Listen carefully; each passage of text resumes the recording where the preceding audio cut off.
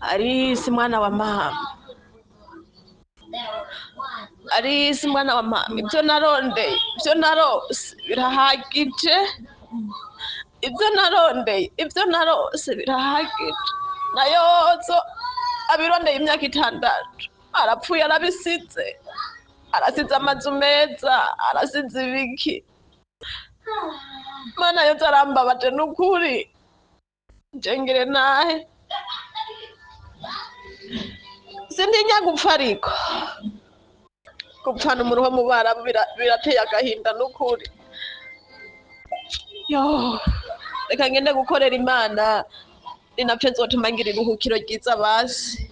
Inindi nkuru y'umubabaro ni inkuru ibabaje cyane. Uyu ni undi murundikazi ahejeje kutuvamwo kuri uyu munsi igenekerezo rya 14 ukwezi kwa11 umwaka wa 2024 niho turose inkuru atari nziza nkuko dukunze kubikora kuri chaîne ya YouTube Daniel Mugisha. Dukunda gucisha ko cyane cyane ibivugwa ku badame bari mu vy'Abarabu. N'uyu rero nubwo yitabiye Imana mu Burundi ariko numwe mu bari baragiye mu vy'Abarabu kurondera ubuzima, nabo nyene Imana ikabahezagira bakaronka ubuzima, hanyuma bakaronka ibitari bikeya nkuko mwumvise uyu mugenzi babivuga avuga ati Berize yari yaragerageje kurondera ubuzima, yari afise amazu, yari afise ikiti, mugabo barapfuye arabisize. Nkuko twavyumvise uyu Alice Berize Hagabimana yarasanzwe yubatse ari mu gisagara ca Bujumbura ahanyene mu gihugu c'u Burundi. Nyuma yo kuva kurondera ubuzima, ubu rero uyu munsi yasinziriye. Iyo tutazi neza ni yasinziriye kubera iki, ariko amakuru dufise aremeza neza ko yapfuye nkuko tunabikesha hano. Uwundi muntu yatanze ubuhamya nabo nyene yagize icyo bivuga, akavuga ati Alice ntakiri mu mwuka w'abazima, ni uwo bava hamwe anamuzi neza nkuko nabo nyene bisobanura. Ndatanze mwiriwe nshuti bavandimwe muri mu mpande zitandukanye, ribaye nk'itangazo muramba bari yashatse gucisha muri groupe gusa. Ndabatangariza yuko umuntu yamaze gusinzira itiro ry'urupfu. Narungitse ifoto yamaze kuva mu mubiri, ndungika n'iyindi ari muzima. Ubu abamuzi bakananirwa no kwibuka iyi foto. N'umunyagitera avuka mu muryango wo kwa Bakasito. Uyu yaheruka kwitaba Imana, yavyagwa n'umugabo yitwa Busimbo. Uyu yari yanduwe Bujumbura, bamwita Berize, ariko kera bamuhamagara Yozo. Ndibaza mushamo mutahukirwa mu Gitera kwa Bakasito. Uyu yamaze gusinzira ikiro ry'urupfu. Murakoze. Imana irose kwihangana imiryango isigaye, Imana kandi muhe iruhuko ridahera. Ntaco twavuga kirenga ico usivye kumwifuriza iruhuko ridahera.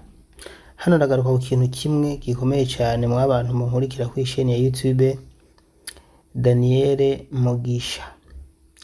Abantu muri kurondera ubuzima muze muraba makini, kuko hariho umwe yigeze kunganiriza arambwira ati burya uwo muruho abadame bagira mu vy'Abarabu urenze, benshi barakorera amafaranga ntibayarye, ugakora wataha ugacufa utayariye bivanye nuko warushe cyane.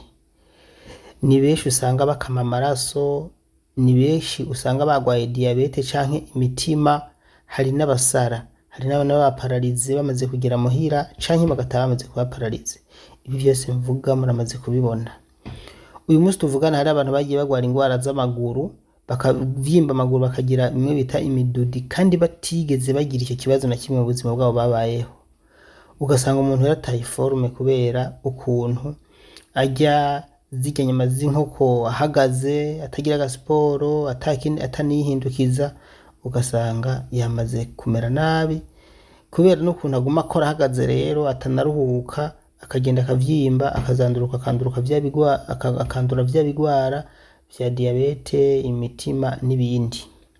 Bino rero mvuze ko bibabaje n'ukuri, nibaza ko mwontahura. Niyo mpamvu gukorera amafaranga ni vyiza, mugabo azi comment je ndumva ko none babwira yuko burya ubonye ukoze imyaka ishoboka wo kwitahira ukaza kuruhuka, kuko mugane we wavuze ati nanje ngomba nitahire uwabiri imisi yabiriye na Belize arabisize. Iyo ukoze imyaka myinshi ushobora kuzorangira wanduye ingwara runaka nayo mafaranga ukazopfa utariye. Ugiriye ubuntu ukaburi mu rugo rwiza ukabona wohaba imyaka myinshi ntacyo uzohomba gukora wokora. Mugo ubonye uri ahantu hadashoboka wona biheba ukitahira umaze gukorera kubaka inzu ukaronka umutahe, nta bindi ucugenda kubaka ukavyara hanyuma ibindi ukazorera abana bawe. Ariko sindiko ndababuza gukora, mukore murondere, mugabo ibi byose mvuze mu bironke. Urose umutahe ukabuzi kuzi gucuruza ukubaka inzu ugashiramo twa next tuzoza turaguha akarasyo, taha bikigendeka uze kubaka. Hariho wigeze kuntera inkuru ko yagiyeyo akiri inkumi amara kubita y'imyaka 10, ni muri bya bihe byari bigoye kujayo muri Arabia, murantunga ari muri Omania. Hanyuma amara y'imyaka 10 yatashe ararondera uruvyara ararubura, amaze kurongorwa arahiga icyo byavuye karakibura, mugabo urumva ntiyageze kuvyara, ntabuze ko n'ubundi bwa mbere yari afite ivyara. Hanyuma aca ahitamwo kwa adopta umwana yitoreye ahantu kubera ko yabuze uruvyaro. Murumva ko n'uyu mu by'ukuri tutabeshanye n'uyu nta munezero yigeze agira ukwiye, warakoze iyo myaka 10 hanyuma gashubura uruvyaro. Ndazi ko ari mwankurikirana arambabarira, ariko nyine numva nakantu mba ngombye gutangamo ubutumwa. Nubwo woba wafashe umwana ukamwiyitirira nyine ukamurera nk'umuvyeyi ni vyiza, mugabo uyu munezero ntubukwiye atari amaraso yawe yakuvuyemwo ngo ubuze iti uyu nuwo nisokoye jewe nyine ubwanje. Birabaje rero yuko ukorera amafaranga hanyuma ukabura abayarya canke akaribwa n'ibisiga. Ni nka kujya ko abatunzi usanga batunga cane hanyuma ugaca mutora diabete ati wisukari ntuzwe ushira ku munwa, ati n'umunyu uzogira bitagira umunyu, ati kibagiwe cyo n'icupa, ati ntuzwe ushira ku munwa. Uwo muntu nta munezero yigera agira mu buzima bwiwe bwose abayeho.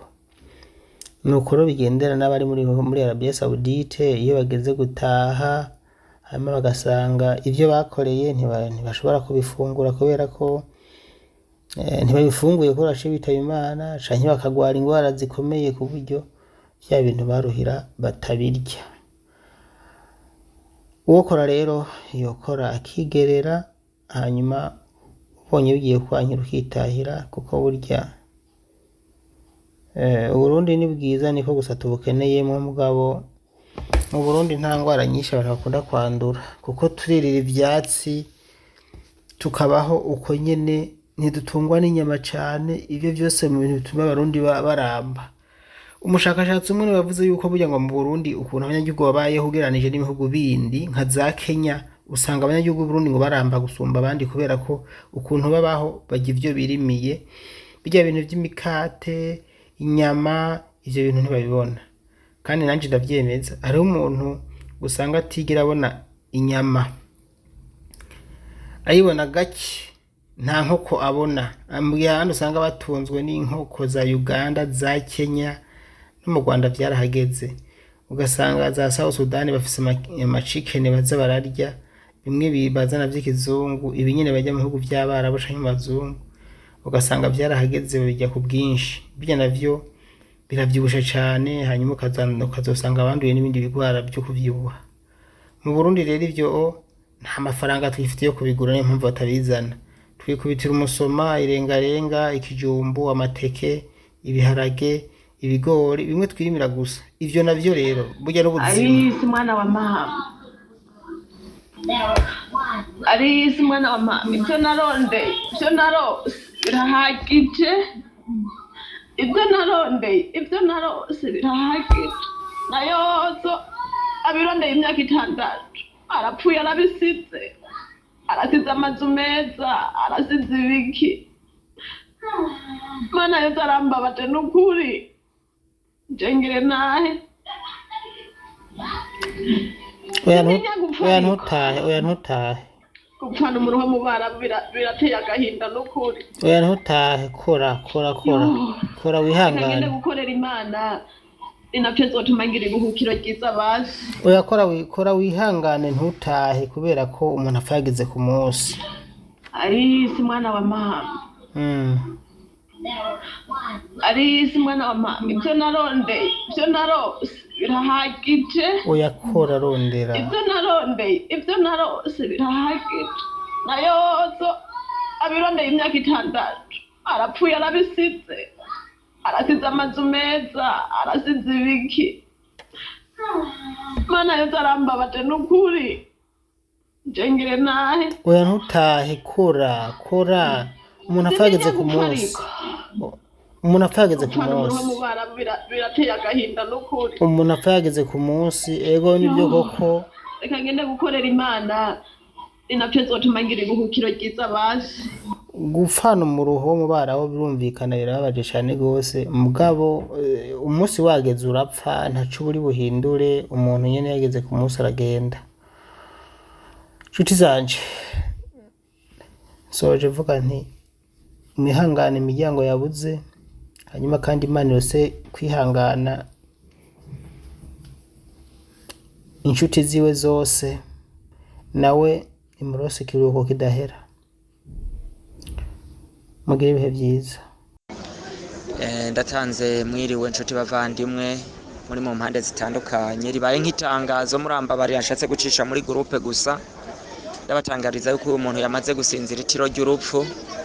Narungitse ifoto yamaze kuva mu mubiri ndungika n'iyindi ari muzima.